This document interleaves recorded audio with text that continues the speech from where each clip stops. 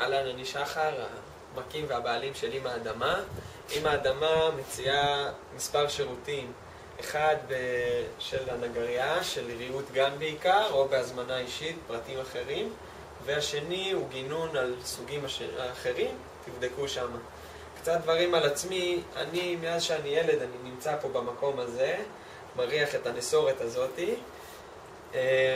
אחרי שקצת טיילתי בעולם, נהניתי, ראיתי, חזרתי לארץ והחלטתי לעשות מה שאני אוהב. ומה שאני אוהב זה בדיוק זה, הנגריה והגינון.